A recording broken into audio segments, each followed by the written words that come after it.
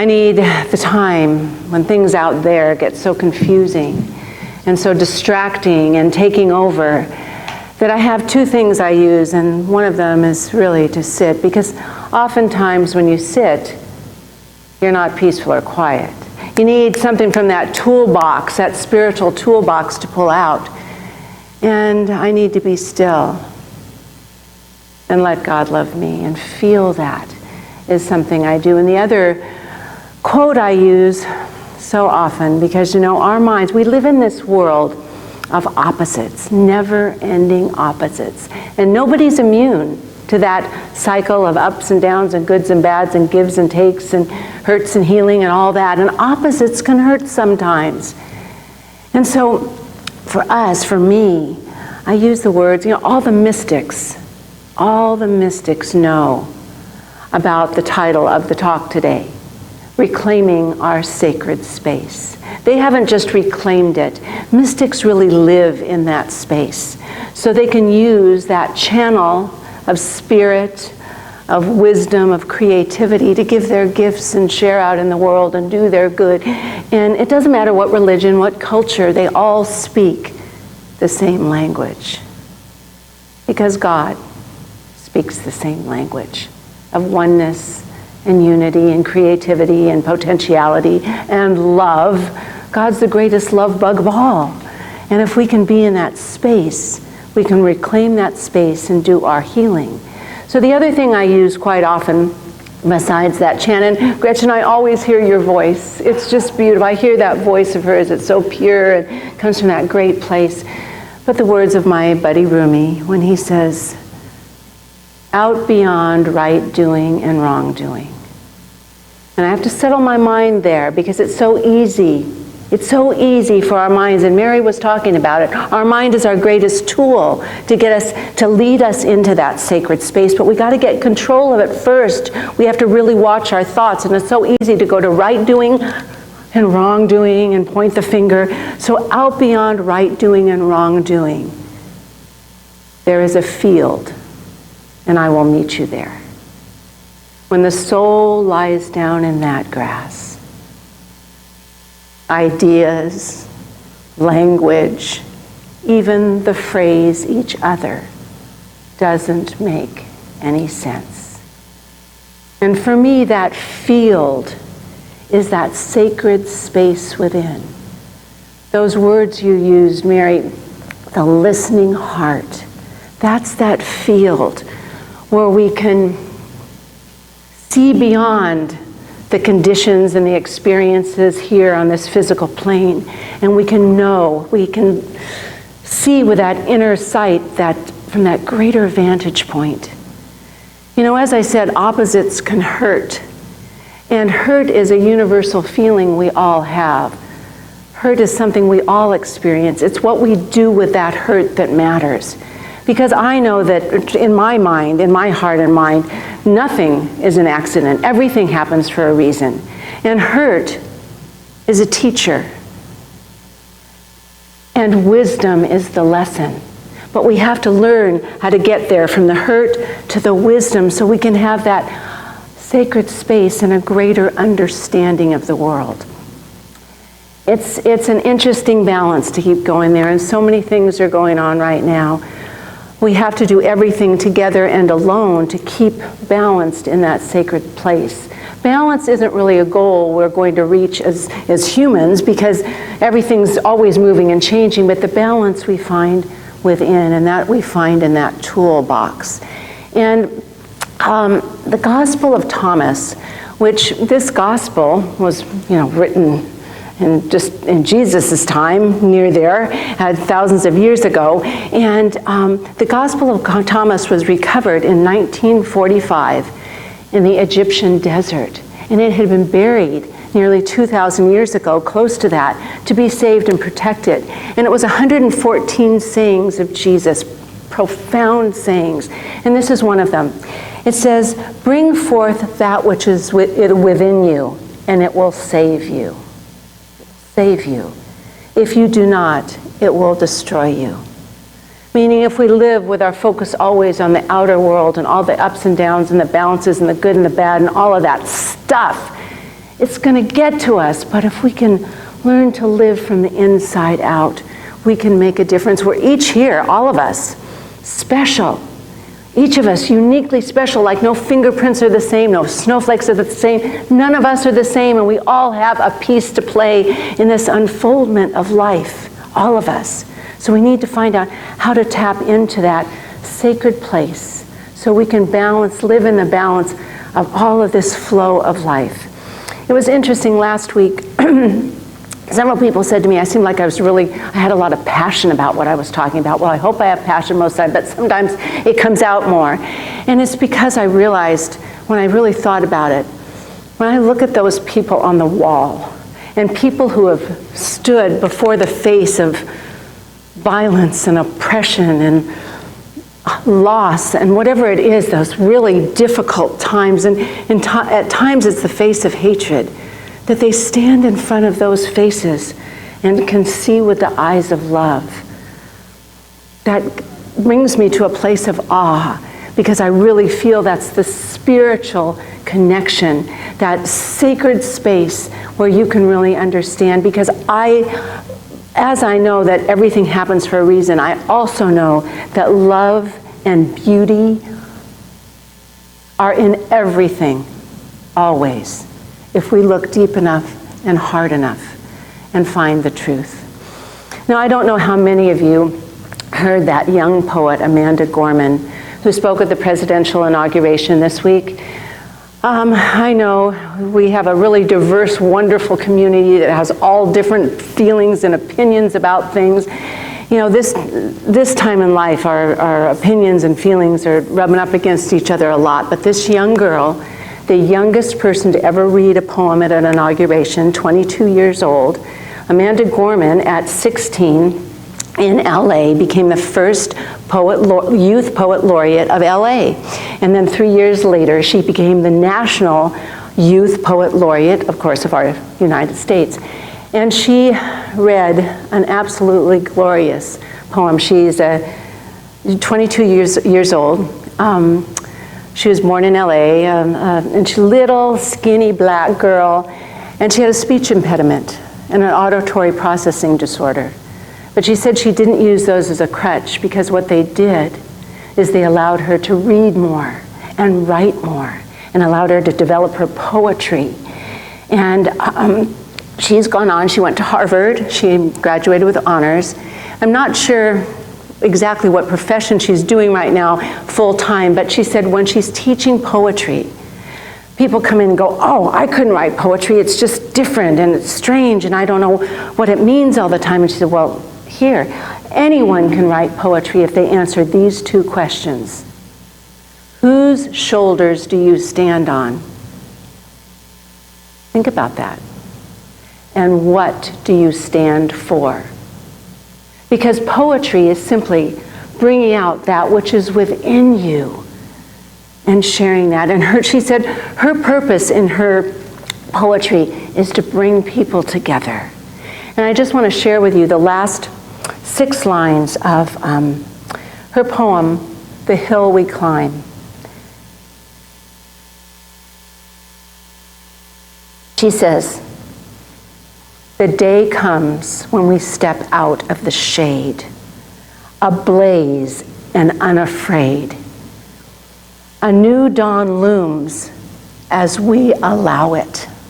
A new dawn blooms as we allow it. There is always light, if only we are brave enough to see it. And if only we're brave enough to be it. And to me, that's what reclaiming our sacred space is about. There is no one alive that doesn't have a light to share. And there's no one alive that doesn't have a purpose and reason to let it shine. The problem comes when we've disconnected the human mind with that listening heart and the sacred space. We can have a free channel. We can have a free channel so that spirit flows through, because God doesn't have a voice here in this world except us. God doesn't have hands and feet to do the work except us. So when we are an open channel, we can do the work we're here to do. But the rest of the time, we're in a process of learning and growing and becoming. It's all part of the plan. But what happens when our mind wants to touch that place, because we all, every single one of us, has a need to feel connected to whatever we call that thing that I call God is, that power greater than we are. We all feel that we want an intimate connection with that which is greater than we are, that pulls us and guides us. It's that divine spark we talk about. But what happens? The world hurts us. We get hurt. And if we don't have the tools to know how to process that hurt, to find the wisdom, the lesson, the understanding, which often from personal experience I know can take years to find the wisdom, but if there's a knowing the wisdom will come, it makes a difference. But if we get caught in turning that wisdom into fear and confusion and anger and disruption, that when we go to find that sacred space, we run into all these different feelings that show up and pop up at times that we aren't even aware, and they want to be dealt with. They want to be looked at. The reason we want to understand so we can move through that hurt. You know, that hurt is universal. We need to learn how to process it and deal with it and transform it into the wisdom that makes us be the sacred people we're here to be. We need to soften our heart. We need to get to that place. Now let me just say, in order to soften our heart, if we're just going, oh, times are too tough to work on this right now. Does anybody else feel like that? I do at times. Like, it's just a process to get through the day, okay? But we got to work on how are we going to process those feelings. Everyone I talk to is dealing with special circumstances right now that's making life more difficult than usual. If we're not alone, we're all in it together. So let's just leave today with a few tools that can allow us to get to a more sacred space, a greater understanding. I'll tell you, the first thing we can do is realize beauty and love are transformers. If we just make the simple decision to start looking for things that are beautiful, the rain, the rainbow, a child's face, the beauty of anything, it's everywhere. If we just soften ourselves, okay, I'm off, let me just look for beauty and find love. Now, I want to tell you something I know too about God. God doesn't hold beauty or love or goodness or possibility back from anybody. We don't have to deserve it or earn it. It's already there. But as Rumi says, why do you insist on crawling when you've been given wings? We have to make the choice to rise above to that bigger place. That's up to us. So when we're there, we can focus on beauty and focus on love. Martin Luther King Jr., one of the consistent themes in all of his writing during all the hardship was always love. And he said, love is the one thing, the one power that will turn an enemy into a friend. We need to use those things so we start recognizing, okay, I can start softening my heart just right now by focusing on beauty and love and letting them transform me. Because, as I said, when we just try to be quiet, that mind can start going like this. And, you know, when the mind is going, you just let those thoughts float away. We don't have to be attached to them. But that's what we need to be doing. And I found out something new that I hadn't known before. That quote I started with from Rumi comes from a poem that he wrote. One of his, you know, most of his poems are like really long. And it comes from a poem called The Great Wagon. And right after that, in this poem, is another line that I use so often to just settle my mind and go to that higher place, that sacred space, that heart space where the heart is listening. The breeze at dawn has secrets to tell you. Don't go back to sleep. You must ask for what you really want. Now, I'm going to stop there for a minute. You must ask for what you really want. That's something we forget to do. We just expect life to know what we want. It doesn't. We've got to ask for what we really want. It was James who said, if you lack wisdom, If you lack wisdom right now, James is Jesus' brother. If you lack wisdom, ask God. What do you want wisdom for? Ask God. God's ready to answer.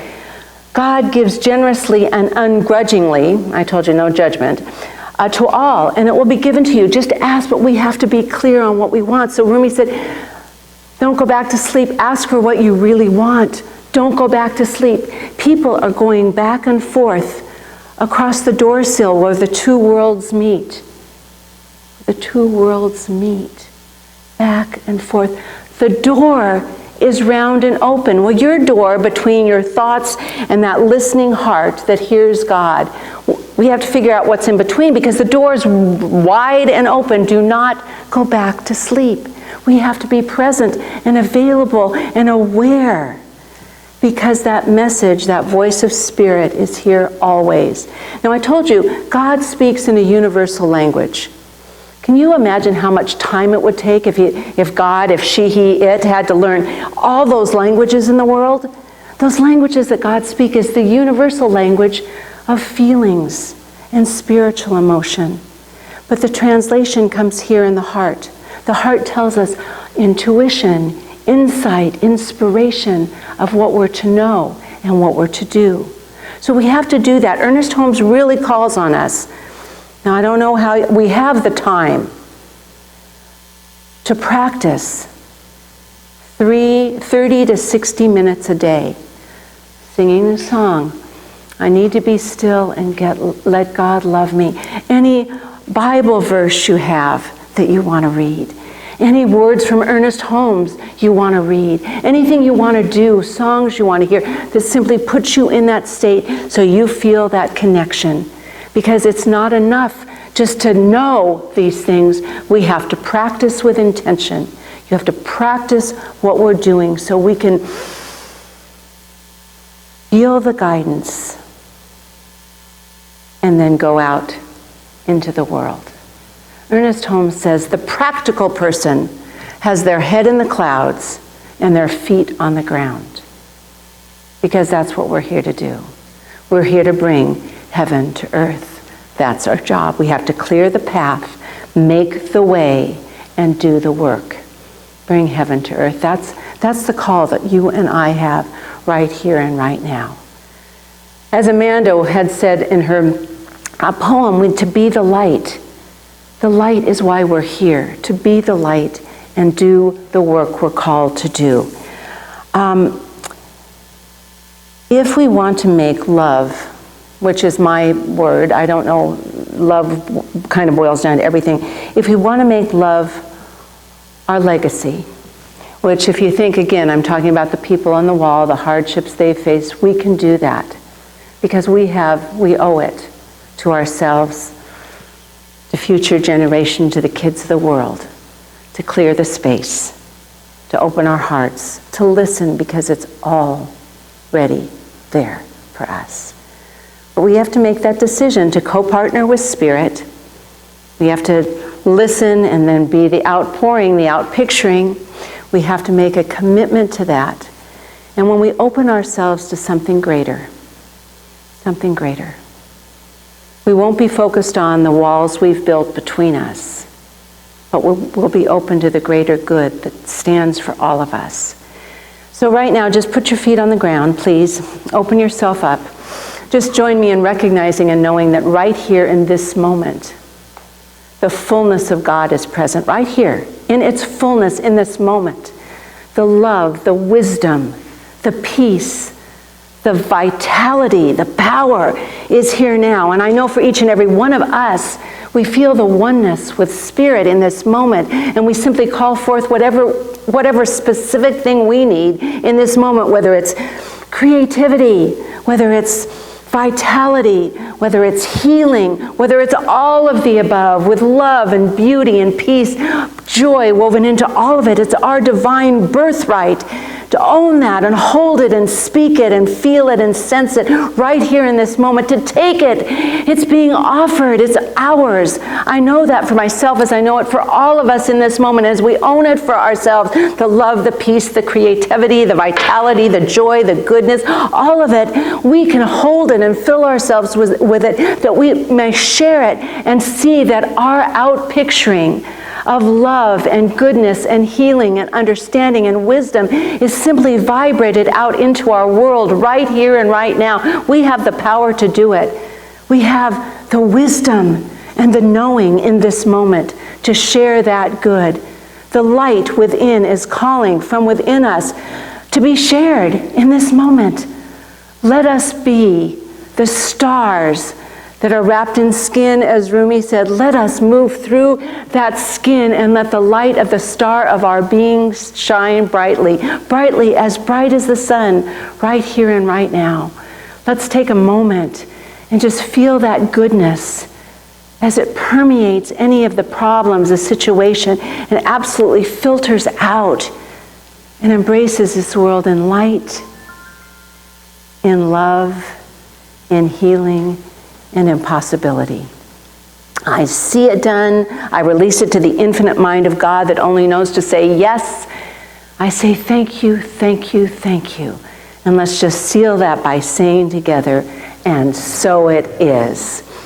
I know that for each of us right here and right now, let's take that energy. Let's take it home and use it. And please know how much you're loved and appreciated, that you are very special and very needed. God bless you all. Thank you.